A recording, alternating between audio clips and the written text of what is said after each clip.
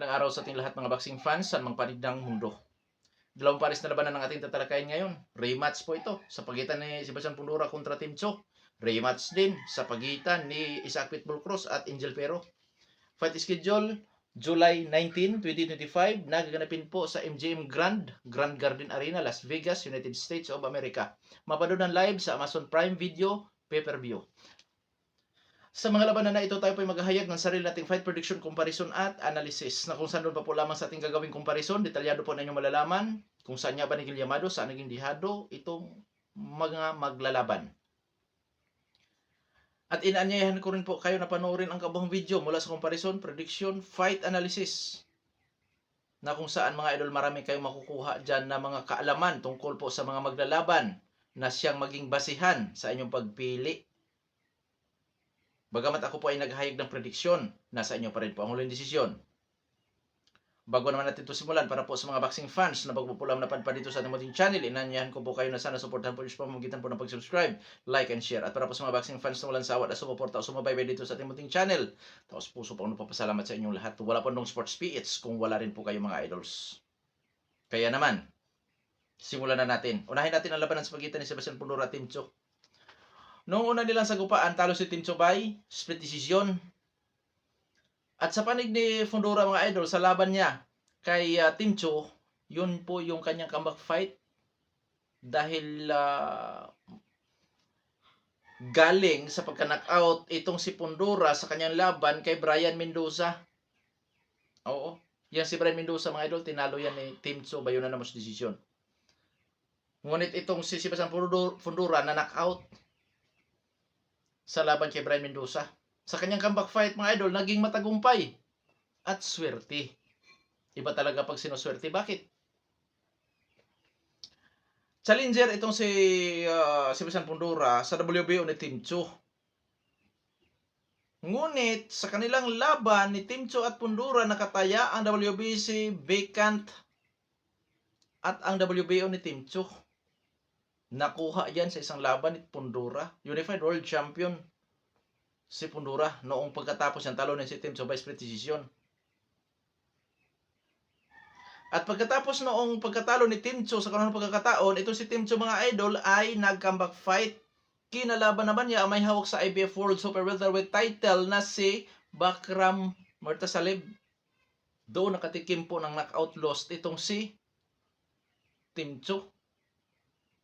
Pagkatapos noon, nag-comeback fight ulit itong si Tim Cho kontra naman kay Joseph Spencer. Para sa akin, hindi ka-level ni Tim Cho si Spencer eh. Pero malakas din po at marami na rin na ipanalong laban.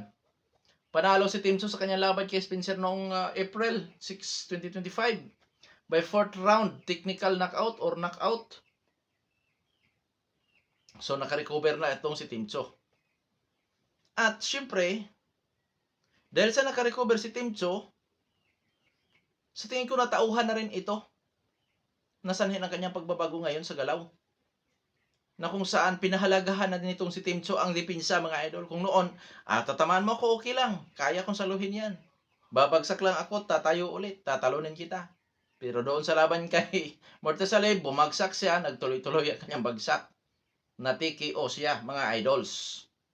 So, may tendency na ang Tim Cho na mapapalaban kay Sebastian Fundora ngayong July 19 ay iba na. Dahil mayroon ng pag-iingat ang isang Tim Cho. Oo. Si Fundora walang pagbabago eh. Ganun pa rin itong si Fundora mga idols eh. Mga laban niya ganun pa rin. Lamang si Tim Cho sa liksi. At kung inyong natatandaan, sa early rounds, sa una nilang pagharap ni Fundora at Tim Cho,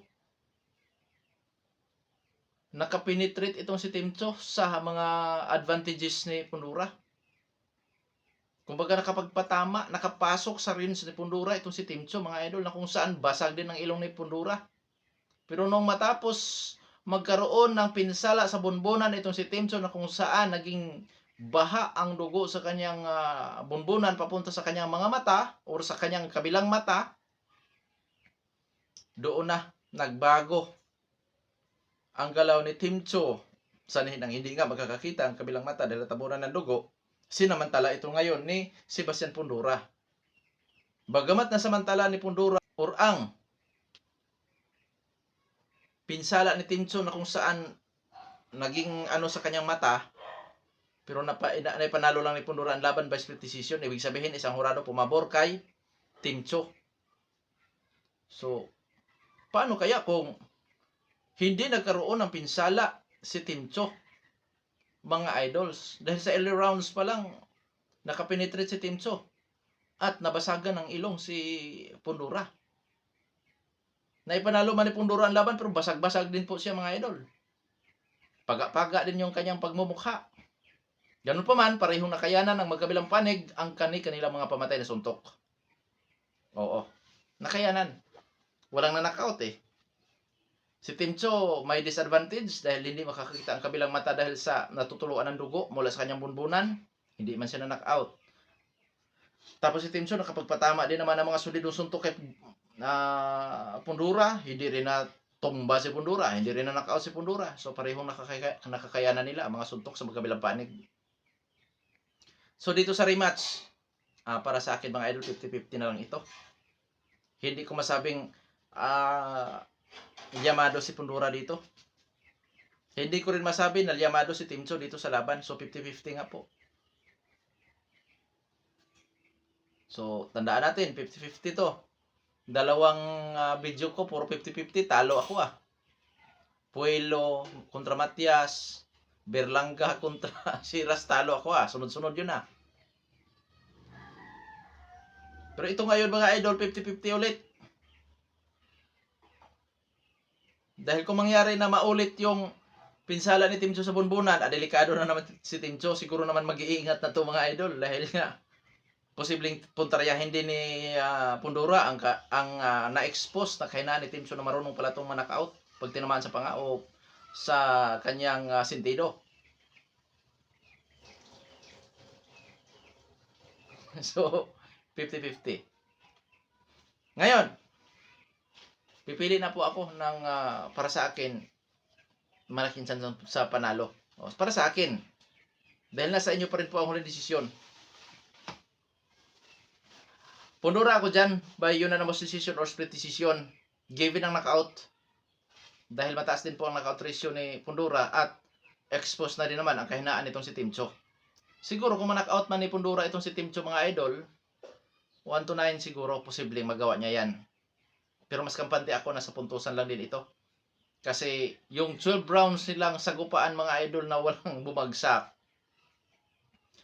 ay ano na yon, isa na rin yung ating basihan na pareho na lang kaya ang mga suntok nila. Suntok ni Tim Tso, kaya ni Fundora. Suntok ni Fundora, nakayanan din ni Tim Tso. Kaso nga lang mga idol, ang isa sa ano dyan, baka naman konting suntok lang mauga si Tim Tso kasi nga may lamat na yung kanyang pagkatalo nga by technical knockout na tinamaan sa sentido. Yun ang isa sa ano dyan. Pero sa tingin ko naman mga idol, siguro talagang naka-recover na ito lahat-lahat. Oo. At lalo na't matindi din ang determinasyon nito si Tim Tso. So yun nga, pabor ako Fundora, pero hindi katakataka na mananalo itong si Tim Tso mga idol. Oo, hindi katakataka na mananalo dahil 50-50 sa comparison. Sa panig ni Tim Tso, kung hindi ito magkaroon ng pinsala tulad ng una nilang paghaharap, posible po na maging dominante ito sa laban. Sanhin ang ikapanalo sa pamamagitan po ng putusan dahil nakapenetrate nga itong si Tim Tso sa dipinsa ni Fundora. O nakapenetrate siya So, posible manalo si Tim Tso sa pamamagitan po ng unanimous decision or split decision din. At given din po ang knockout sa panig nitong si Tim Tso dahil mataas po ang kanyang knockout ratio. Na kung sakaling itong si Tim Tso mga idol hindi magkaroon ng pinsala tulad ng una nilang paghaharap at madomina niya ang laban, kahit magsimula lang ang pagdomina ni Tim Tso sa round 1 hanggang 6, delikado din si Fundorang ma-knockout mga idol dahil mabubugbog ang kanyang pagmumukha at posibleng bibigay din itong si Fundora mga idol. Given nga rin po ang knockoutan dito sa labanan dahil parehong may mga matataas na knockout ratio. Pero sa tingin ko, dahil umabot nga ito ng 12 rounds noon, so pwedeng sa puntusan lang din po kung manalo man itong si Team Cho sa kanilang labanan. Oo. At hindi katakataka o kagulat-gulat yan na mananalo itong si Team Cho din po sa labanan na yan. Dahil may kakayahan po si Team Cho na makabawi dito kay Sebastian Fundora. Ngayon sa panig naman ni Pitbull Cross at itong si Angel Pero. Una nilang sagupaan po ni Pitbull Cross at Angel Pero noong February 1, 2025, nawi po sa panalo ni Pitbull Cross ang laban by unanimous decision. Pero napakaganda po na ipinakitang laban ng magkabilang panig, kaya humingi po ng rematch itong si Pero doon kay Pitbull Cross, na kung saan pinagbigyan naman ni Pitbull Cross. Dito mga idol, sinong Yamado po si Pitbull Cross para sa akin, 55-45 in favor of Pitbull Cross. Ngunit may mga susi rin po sa ikapanalo itong si Angel Pero, nakadepende na po sa kanya kung kanyang gagamitin yan. Kung gagamitin ni Angel Pero ang kanyang height and reach advantage, ayun ang kanyang susi sa pagkapanalo. Bakit? Ang height nitong si Angel Pero, 5'7". So, mga idol, 3 inches ang itinangkad nitong si Angel Pero. Sa reach, 7 inches ang inhaba ng reach nitong si Pero. Yan, kung gagamitin niya ni Pero mga idol, yung galawan na gagawin ni Pero dyan is katulad sa ginawa ni nitong si Jose Valenzuela na moving around, jab-jab one combination. Hindi sinabayan si Pitbull Cross. Yun ang kanyang susi para sa panalo. Ang paggamit sa kanyang mga advantages.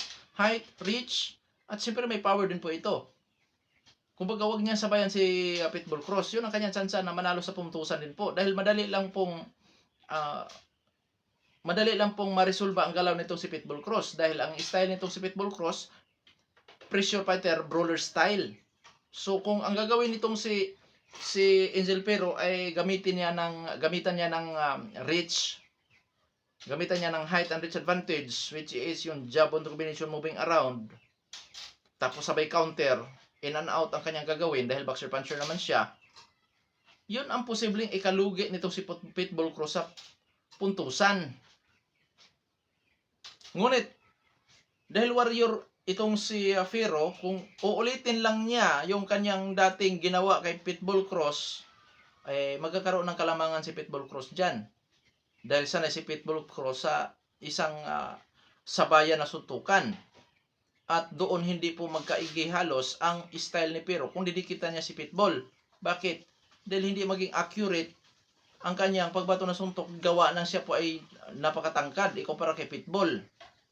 Malulugi siya sa inside fighting. Kung gamitin ni Pero ang distansya, makapag-adjust ito ng magandang distansya para ipatama yung kanyang mga suntok. Yun ang dapat niyang gawin para manalo mga idol.